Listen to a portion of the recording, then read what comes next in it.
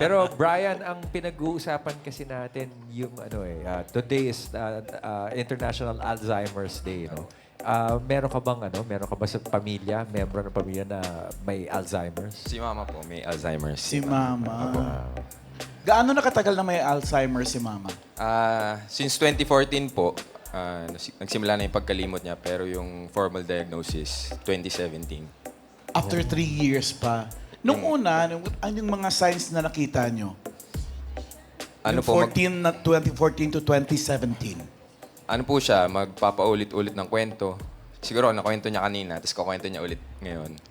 Tapos, may mga questions na ulit-ulit.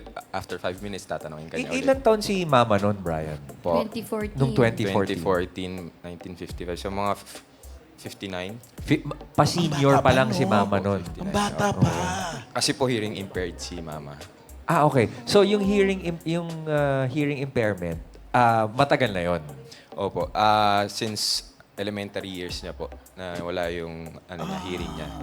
Okay. Bali, natuto pa po siyang magsalita at saka bumasa, magsulat, tas saka nawala yung pandinig niya. And then Brian, you mentioned 2014 yung simula nung naka-notice kayo na nakakalimot-limot. Pero yung Ulit-ulit. diagnosis came years later. Bakit Opo, ganun katagal? 2017. Yung ate ko po kasi doktor, parang after yung una medyo in denial pa na parang ulyanin kasi tanong lang naman kwento. Pero nakikitaan na ng signs 2017, medyo may progression yung mga ginagawa niya. Yung nilalaban niya hindi natatapos. Like kasi siya yung, pag naglalaba siya, magluluto siya after. Siguro lunch magluluto siya. May maiwan siya na clothes sa labahin. Tapos after niya magluto, akala niya mag-start pa lang siya maglaba. Na-observe ko po yun kasi nagtataka ako yung labahan namin, puno ng clothes, tapos walang clothes hamper, pero walang nasasampay. Yeah. And then, Brian, this is degenerative, meaning as the years go by, di ba? Medyo palala ng palala. Opo. Nung 2021, nung pandemic po, talagang doon nag-crash yung memory ni mama. Talagang as in parang blackout. Doon na yung nakalimutan niya na humawak ng spoon and fork. Tapos,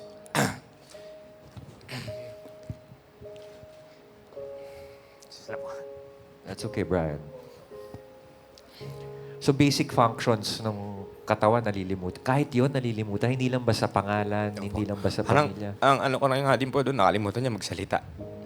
Tapos,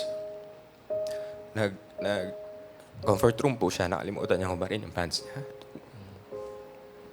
Kilala ka pa Nagkaroon niya? ba ng instance na hindi kanya nakilala? From that time po, yung April 2021, going to Holy Week. Sabi ko nga, sana April Fool's Day lang yun. April 1 yun.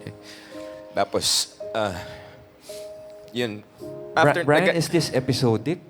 Or Nung- continuous to? Na talagang pag nawala sa memory, nawawala sa memory? O bumabalik din? Ang pagbalik po is Chamba, pero hindi na ako yung Brian na kilala niya as Brian. Parang, na po parang ngayon po yung recent days, iba na po Parang pag naalala niya si Brian, siguro yung Brian long time ago or parang nasabi niya lang yung word na Brian, parang gano'n. How did it feel? Kunyari, harap-harapan na sabi niya. Or naramdaman mo na hindi ka nakilala ng mother mo? Nung 2021, parang doon pa lang po in-accept ko na na talagang mawawala na talaga ako sa memory niya. Kasi talagang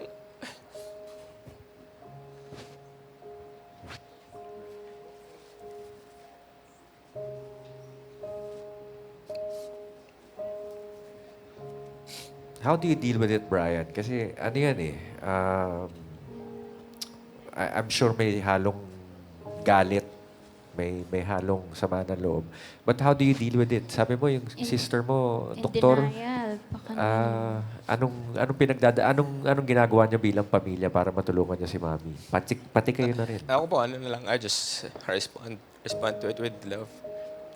Araw-araw, kahit yan na po yung situation So, kung malulungkot ako lang yung matatalo. Kung magagalit ako lang di matatalo. So, might as well, puro love na lang. Kasi she deserves all the love in the world. After all, pinalaki niya kami with hearing impairment and binuhos niya rin sa amin lahat ng pagmamahal.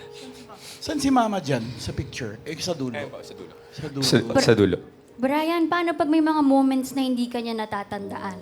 Like, anong memory yung pinapaalala mo sa kanya? Ngayon po, wala na talaga siyang maaalala. Ang, ano na po siya, parang nasa stage na siya na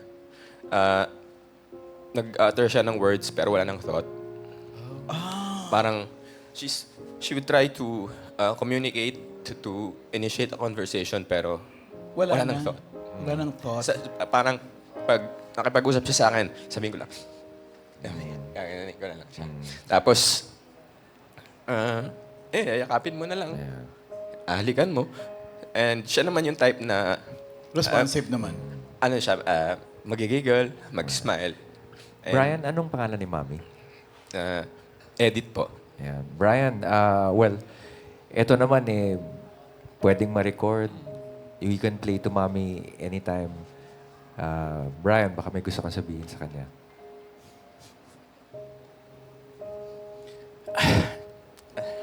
Ma,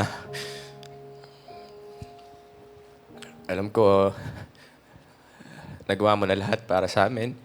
Mula pagkabata, binuhos mo lahat ng pagmamahal, pag-aaruga, lahat ng oras mo.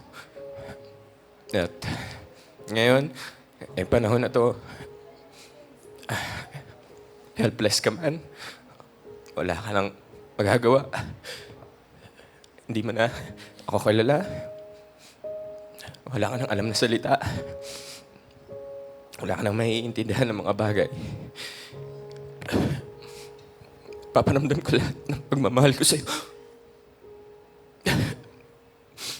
Lahat na nasa puso ko. Di ba nang mag-ubos yung oras ko? Basta lahat para sa'yo. Hingi rin ako ng pasensya kasi tao lang ako. Minsan, nagagalit din. Pero, mahal na mahal kita. At salamat sa lahat.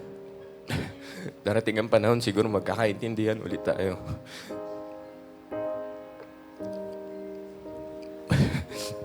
Mahal na mahal kita, Mama.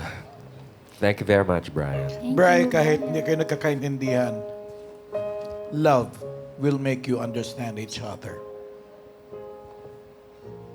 Salamat po. Thank you. Thank you very much, Brian. Thank you, Pakilala mo na ako Brian. kay mama mo.